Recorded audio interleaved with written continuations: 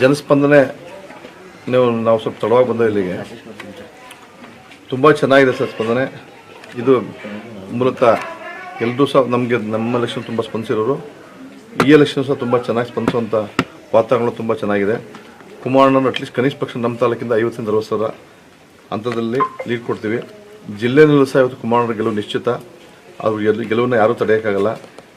At least ಅವರ ಜನಾಭಿಪ್ರಾಯ ನೋಡಿ ಅವರು ಉತ್ತಮವಾಗಿ ಪ್ರತಿಕ್ರಿಯಿಸೋದನ್ನು ತಿರ್ಚುವಂಥ ಕೆಲಸ ಅಂತಿಮವಾಗಿ ಅವರು ತಾವೇ ಮೀಡಿಯಾದಲ್ಲಿ ಯಾರೋ ಒಂದು ಮೀಡಿಯಾದಲ್ಲಿ ಕೇಳಿದರೆ ಆ ಸಂದರ್ಭದಲ್ಲಿ ಸಂಬಂಧಪಟ್ಟ ಸಚಿವರು ಹೇಳಿದ್ದಾರೆ, ನಾವು ಯಾವ ಮುಖಾಂತರ ಗೆದ್ದೋ ಅನ್ನೋದು ಮುಖ್ಯ ಅಲ್ಲ, ನಮ್ಗೆ ಗೆಲುವುದು ಒಂದೇ, ನಮ್ಮ ರಿಸಲ್ಟ್ ಒಂದೇ ಅಂತಿಮ ಅನ್ನೋದು ಮಾತಾಡಿದ್ದಾರೆ. ಹಾಗಾಗಿ ತಮಗೆಲ್ಲ ಗೊತ್ತಿದೆ. ಇದು ಫಲಿತಾಂಶ ಮುಖ್ಯ ಆದರೆ ಯಾವ ಮಾರ್ಗದಲ್ಲಿ ಹೋದ್ರೆ ಅದೊಬ್ಬ ಸಚಿವರು ಮೊಬೈಲ್ ಬರೋ ಮಾತಂದ್ರೆ ಅವ್ರ ನಡವಳಿಕೆ ಅವ್ರ ಮನಸ್ಸಿನ ಅಲ್ಲೇ ಹೇಳುತ್ತೆ.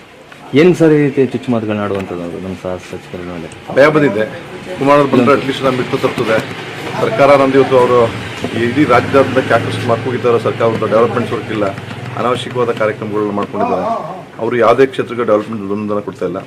ಅಂಥ ಸಂದರ್ಭದಲ್ಲಿ ಚುಚ್ಚು ಮಾತು ಅದನ್ನು ತಿರ್ಚೋದು, ಬೇರೆಯವ್ರನ್ನ ಪ್ರವೋಕ್ ಮಾಡೋದು, ನಮ್ಮ ಭಾವನೆಗಳನ್ನ ನಮ್ಮ ಮನಸ್ಸಿನಿಂದ ತಿರ್ಚಿ ಅವ್ರದೇ ಅಂತ ವ್ಯಾಖ್ಯಾನ ಮಾಡೋದು ಅವ್ರ ಬೈದಿಂದ ಹೇಳ್ತಿದ್ದಾರೆ. ಮಾತ್ರ ಸರ್, ಕುಮಾರಸ್ವಾಮಿ ಅವರು ಕಾವೇರಿ ಇಶ್ಯೂ ಮತ್ತೆ ರೈತರು ಎರಡನ್ನ ಇಟ್ಕೊಂಡು ಮತ್ತೆ ಓಟ್ ಕೇಳ್ತಾ ಇದ್ದಾರೆ. ಕಾವೇರಿ ಇಶ್ಯೂನ ಅವ್ರು ಮುಖ್ಯಮಂತ್ರಿ ಆಗಿದ್ದಾಗಲೇ ಬಗೆಹರಿಸಬಹುದಿತ್ತು, ಯಾಕೆ ಮಾಡಿಲ್ಲ ಅಂತ ಕೇಳ್ತಾರೆ. ಹೌದು, ನಾವು ಮುಖ್ಯಮಂತ್ರಿ ಆದಾಗ ಬಗೆಹರಿಸಬಹುದಿತ್ತು. ಇವರು ಕಾಂಗ್ರೆಸ್ ಪಕ್ಷಕ್ಕೆ ಎಷ್ಟು ವರ್ಷ ಅಧಿಕಾರ ಮುಖ್ಯಮಂತ್ರಿ ಕೊಟ್ಟಿದ್ದಾರೆ. ಸಿದ್ದರಾಮಯ್ಯ ಕಳೆದ ಬಾರಿ 5 ವರ್ಷ ಸತತವಾಗಿ ಮುಖ್ಯಮಂತ್ರಿ ಆಗಿದ್ರು. ಅದಕ್ಕಿಂತ ಎಷ್ಟು ಮುಖ್ಯಮಂತ್ರಿ ಆಗಿದ್ದಾರೆ. ಇವತ್ತು ಮೇಕೆದಾಟು ಎತ್ಕೊಂಡು ಚುನಾವಣೆ ಪಾದಯಾತ್ರೆ ಮಾಡಿದ್ರು. ಮೇಕೆದಾಟು 1 ವರ್ಷ ಆಯಿತು ಮೇಕೆದಾಟು ಸರ್ಕಾರ ಬಂದು. ಇದೇ ಇಂಡಿಯಾ ಒಕ್ಕೂಟದಲ್ಲಿರುವಂಥ ಮಿತ್ರ ಪಕ್ಷ ಪಕ್ಕದ ರಾಜ್ಯದ ಒಂದು ಯಾವುದೇ ಮಿತ್ರ ಪಕ್ಷ ಮೇಕೆದಾಟಕ್ಕೆ ಕೊಡಕ್ಕಿಲ್ಲ ಅಂದ್ಬಿಟ್ಟು ಚುನಾವಣಾ ಅಜೆಂಡಾ ಮಾಡಿದೆ.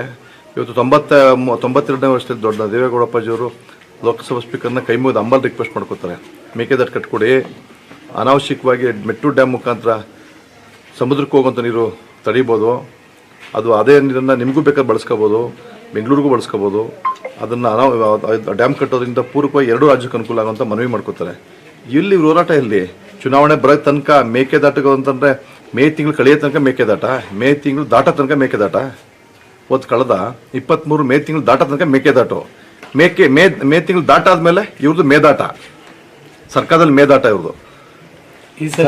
ಗ್ಯಾರಂಟಿಗಳು ಬಂದಾಗ ಮೇಕೆದಾಟನ ಸ್ಥಾಪನೆ ಮಾಡ್ತೀವಿ ಅಂತ ಹೇಳಿದ್ದಾರೆ ಡಿ ಕೆ ಶಿವಕುಮಾರ್. ಇವ್ರು ಇಲ್ಲಿ ಬಂದು ಹೇಳ್ತಾರೆ, ಇವ್ರು ನಿಂತ ಪಕ್ಷ ತಮಿಳುನಾಡು ಹೇಳ್ತಿದೆ ಅಜೆಂಡಾದಲ್ಲಿ ಮೇಕೆದಾಟು ಕಟ್ಟಕ್ಕೆ ಬಿಡಕ್ಕಿಲ್ಲ ಅಂತ ಹೇಳ್ತಾರೆ.